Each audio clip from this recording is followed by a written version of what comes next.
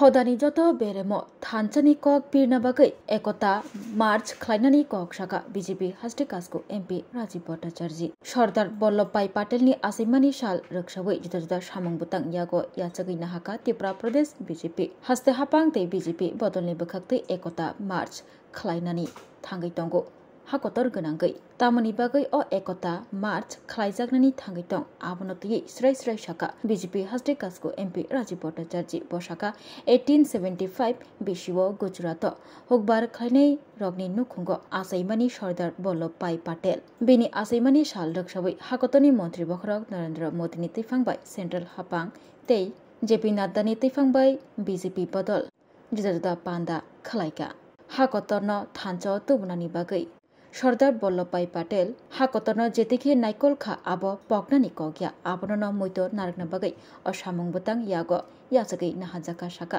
BJP हास्टेकासको MP Rajiv Bhattacharya तामनि हिनबा Bharat हाकतरन यक सामुंग रिना बागै चबा खालायगा सरदार वल्लभभाई पाटेल भारत छाड़ो आन्दोलन हायकेबा चबानि सिमि चेंगै भारत हाकतरन यक सामुंग रिना बागै जुदा जुदा चबावो अंखरै चबा खालायजाक सरदार वल्लभभाई पाटेल आबकारिब बपुइला उप प्रधानमन्त्री तै स्वराष्ट्र मन्त्रीनि बारजा याफरिब सामुं खालायजा सरदार वल्लभभाई पाटेल तंगमानि जराब त्रिपुरा हास्तेव जुदा जुदा चोकली खालायजाकमानि त्रिपुरा हास्तिन पाकिस्तान बाय गोरोंग्रोना बागै चोकली खालायजाकमानि फियाबा सरदार वल्लभभाई पाटेल तै हास्तिनि महारानी कांचन प्रभा देवीनि चाइतक मुंबाय त्रिपुरा हास्तिन भारत हाकतर बाय गोरोंग्रो लायखा गोरोंग्रो थानियोबो चोबाजा सरदार वल्लभभाई पाटेल हायनि बागै हास्ते हापां तै बीजेपी बदलनि फाइसिंतै जुदाको खालायै सामुं बुतां यागो याचगै नाहाजाखा अ नभेम्बर तालनि फाइनाय चि सालमारिन सिमि हास्तेव बीजेपी बदल काइचि सांगठनिक हांकर तंगो हांकरनि लुआचि मुंबाय जुदाको खालायै संहति दौर खालायना बागैब याप्रि रमजाका शाखा बीजेपी हास्टेकासको एमपी राजीव भट्टाचार्य एक भारत श्रेष्ठ भारत खालायनानै नाहार मुंनो बसकांगो नारगै संहति दौर खालायनानै नाय दंगो शाखा बीजेपी हास्टेकासको एमपी राजीव भट्टाचार्य तै अ सामं बुतांगो हास्ते हाकतनि जत लुकुरग्न मानजाकना बागैब कयखा बीजेपी हास्टेकासको एमपी राजीव भट्टाचार्य अ सामं बुतांगो हास्तेनि मन्त्री अक्रानि सिमि चेंगै जुदा जुदा मन्त्री जुदा जुदा एमएलए तै लुकुरक मानजाकलायनाय शाखा बीजेपी हास्टेकासको एमपी राजीव भट्टाचार्य असल बिनि लगियो तंग बीजेपी हास्टे general secretary doctor Bipin Deb Barma media सेलनि कनभेनार सुनीत सरकार আমি আজকের এই প্রেস বার্তায় আপনাদেরকে স্বাগত জানাচ্ছি আমার সঙ্গে এখানে উপস্থিত আছেন আমাদের ভারতীয় জনতা পার্টির প্রদেশ কমিটির যিনি সাধারণ সম্পাদক শ্রী বিপিন দেব বর্মা এবং আমাদের মিডিয়া ইনচার্জ শ্রী সুনীল সরকার মহোদয় আপনাদের কাছে আজকের এই প্রেস কনফারেন্সের মূল যে বিষয়বস্তু সেটা হলো আমরা ইউনিটি মার্চ একতা মার্চ আমাদের সংগঠিত হচ্ছে কেন এই একতা মার্চ কেন আমরা এই একতা মার্চের আমরা আয়োজন করা হয়েছে আমাদের সরকারি হোক আর আমাদের পার্টি লেভেলে হোক আমরা এই একতা মার্চের আয়োজন করেছি আমি তার আগে আপনাদের সামনে কিছুটা ভূমিকা আমি আপনাদের সামনে তুলে ধরছি 1875 সালের 31 অক্টোবর গুজরাটে আমাদের কৃষক পরিবারে আমাদের সর্দার বল্লভভাই প্যাটেলের জন্ম হয়েছিল এবং এই সর্দার বল্লভভাই প্যাটেলের 31 যে আমাদের অক্টোবর যে উনার জন্মদিন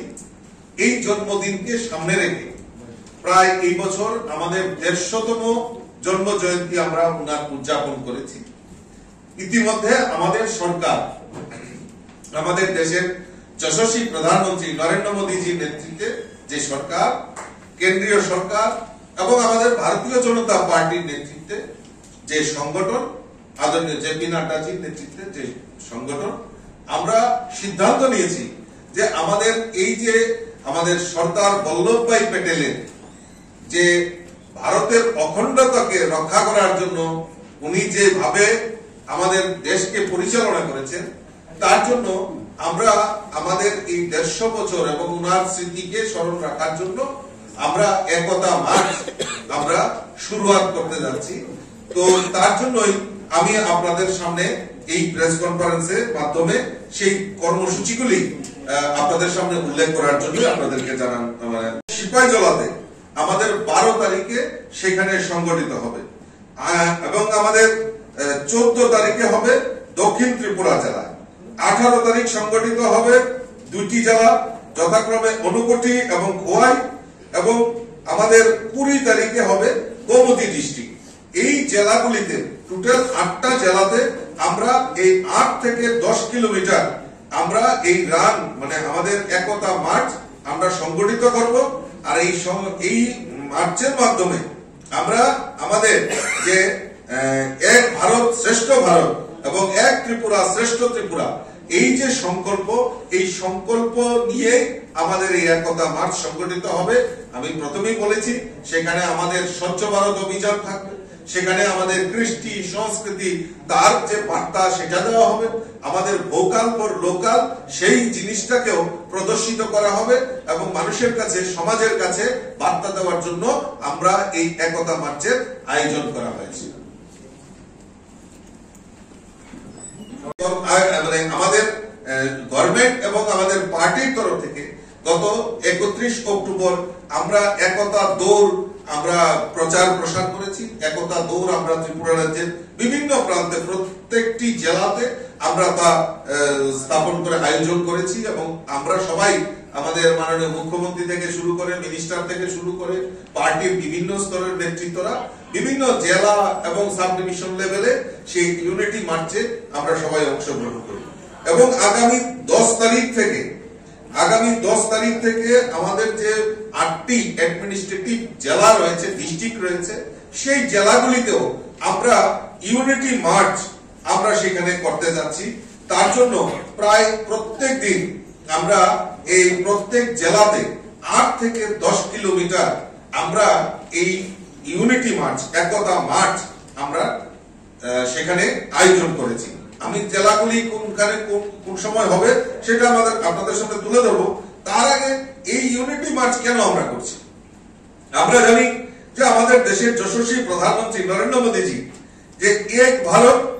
আত্মনির্ভর ভারত সেটাকে স্লোগান দিয়ে আমাদের যে ভারতের যে অন্তর্ভুক্তি এবং এই এক ভারত শ্রেষ্ঠ ভারতের যে কল্পনা সেটাকে বাস্তব রূপ দেওয়ার জন্য, প্রত্যেক জনগণের কাছে বার্তা পৌঁছে দেওয়ার জন্য আমরা এই একতা মার্চ আমরা প্রত্যেকটা জেলা ওয়াইজ আমরা সংগঠিত করছি।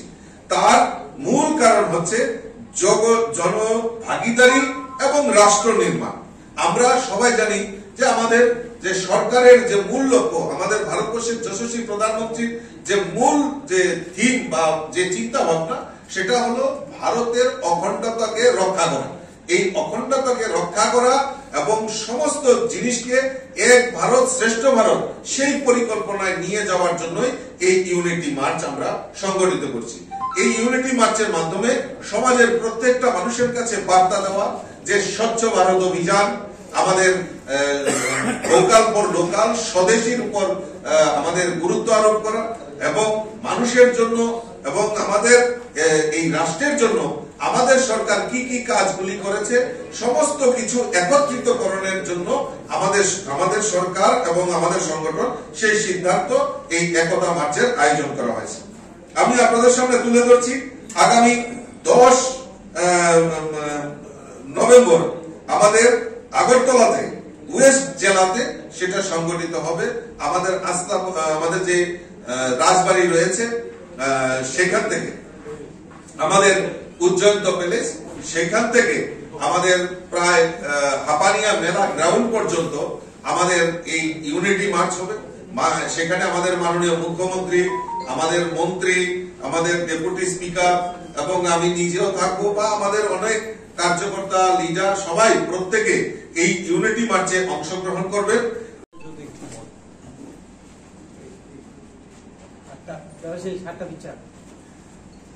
আজকে মূলত মাননীয় মুখ্যমন্ত্রী এখানে ছিলেন। আমাদের পার্টির তরফ থেকে আমরা রুটিন ওয়ার্ক আমরা প্রায় সময় আমরা আমাদের অফিস বেয়ারার, জেলা সভাপতি বা আমাদের যারা বিভিন্ন দায়িত্বে রয়েছেন তাদের নিয়ে আমরা বৈঠক করি। তো সব সময় আমরা আমাদের যে চিন্তা ভাবনা যে আমাদের সামনেই আমাদের এডিসি নির্বাচন, ভিলেজ কমিটি নির্বাচন হোক বা আমাদের লোকাল বডি ইউএলবি, আমাদের নগর পঞ্চায়েত এবং মিউনিসিপ্যালিটি এই নির্বাচনের জন্য যেহেতু আমরা রাজনৈতিক আঙ্গিকে আমরা রয়েছি এবং এই সবসময় আমাদেরকে সদা প্রস্তুত থাকতে হয়। তো আজকেও আমরা এই রুটিন ওয়ার্ক আমরা এখানে আমরা বৈঠক করেছি, আমাদের বিভিন্ন নেতৃত্ব, জেলা নেতৃত্ব, প্রদেশের নেতৃত্ব আমরা এখানে বৈঠক করেছি এবং আগামী দিনের যে কর্মসূচি আমরা কিভাবে আরো সংগঠনকে শক্তিশালী করা এবং বিভিন্ন ভাবে আমাদের যেখানে আমাদের দুর্বলতা রয়েছে বা সফলতা রয়েছে সেইগুলিকে আমরা পুনর্বিবেচনা করে আমরা কিভাবে এগিয়ে দিতে পারি সেই ব্যাপারে এই রণকৌশল আমরা তৈরি করার জন্য আজকের বৈঠক এখানে সংগঠিত হয়েছে। সর্দার বল্লভভাই প্যাটেল উনি ম্যাট্রিক পরীক্ষায় উত্তীর্ণ হয়ে প্রথমে উনি আইনি পড়তে শুরু করেন এবং পরবর্তী সময়ে লন্ডনে গিয়ে ব্যারিস্টারি পড়েন। পরে দেশে ফিরে এসে আইনজীবী হিসাবে প্রতিষ্ঠিতা লাভ করেন এবং তার বক্তৃতা, যুক্তিতর্ক ও সাহসী মনোভাব তাকে দ্রুত জনপ্রিয়, মানুষের কাছে জনপ্রিয় হিসাবে তুলে ধরেন এবং উনি ধীরে ধীরে রাজনীতিতে প্রবেশ করেন। মহাত্মা গান্ধীজির প্রেরণায় উনি স্বাধীনতা আন্দোলনে সক্রিয়ভাবে যোগ দেন এবং জমিদার প্রথার বিরুদ্ধে উনি আন্দোলন এবং অসহযোগ আন্দোলনের নেতৃত্ব দেন। 1928 সালে উনি সত্যগ্রহ কৃষকদের পক্ষে উনি নেতৃত্ব দিয়ে জমিদারি যে কর বৃদ্ধি তার বিরোধিতা করেন, আন্দোলন করেন এবং তখনই উনি আমাদের এই যে সর্দার বল্লভভাই প্যাটেল হিসাবে উনি সেটা উপাধি পান। সর্দার মানে আমাদের নেতা, আমাদের প্রধান। এবং সবচেয়ে বড় জিনিস যে উনি স্বাধীনতা সংগ্রামে ভারত ছাড়ো আন্দোলনের সবচেয়ে গুরুত্বপূর্ণ উনি ভূমিকা সেই সময় আন্দোলনে যোগ দিয়েছিলেন। দীর্ঘ সময় কারাবরণ, উনি জেলেও ছিলেন এবং সেই সময় উনি এই স্বাধীনতা আন্দোলনে খুব দৃঢ়তার সঙ্গে এই যে স্বাধীনতার জন্য যিনি অবদান রেখে গেছেন সেটা আমাদের কাছে একটা ইতিহাস। এবং তৎসঙ্গে আমরা জানি যে আমাদের 1947 সালে যখন ভারত স্বাধীন হয় তিনি প্রথম উপরাষ্ট্রপতি এবং আমি দুঃখিত যে উনি প্রথম উপপ্রধানমন্ত্রী এবং স্বরাষ্ট্রমন্ত্রী হিসাবে উনি দায়িত্ব পান। এবং আমরা জানি সেই সময় দেশীয় আমাদের যে রাজন্য শাসন সেটাকে সমাপ্ত করে সমস্ত প্রদেশগুলিকে অন্তর্ভুক্তি করার যে প্রয়াস এবং এই অখণ্ডতাকে রক্ষা করার জন্য ওনার অবদান সবচেয়ে গুরুত্ব। এবং আমরা জানি যে আমাদের এই ত্রিপুরা রাজ্য 1949-এ যে আমাদের ভারতের সঙ্গে অন্তর্ভুক্তি হয়েছে, তো এইখানেও আমাদের এই সর্দার বল্লভভাই প্যাটেলের একটা বিরাট ভূমিকা রয়েছে। সেই সময় যে আমাদের যে পূর্ব পাকিস্তান, যে আগরতলার সঙ্গে ঢাকার দূরত্ব বেশি নয়, কাজেই এই আগরতলা অর্থাৎ ত্রিপুরা পূর্ব পাকিস্তানের সঙ্গে সংযুক্ত হওয়ার একটা প্রবণতা দেখা দিয়েছিল, কিন্তু একমাত্র আমাদের কাঞ্চন প্রভা দেবী এবং এই সর্দার বল্লভভাই প্যাটেলের সদ ইচ্ছায় আমাদের এই ত্রিপুরা রাজ্য আমাদের ভারতের সঙ্গে অন্তর্ভুক্তি হয়েছে। সেই রকম লৌহ পুরুষের আমরা 150 বছর জন্ম জয়ন্তী উদযাপন করছি। আমি আপনাদের মাধ্যমে এই যে কর্মসূচি, এই কর্মসূচি আপনাদের সামনে তুলে ধরছি।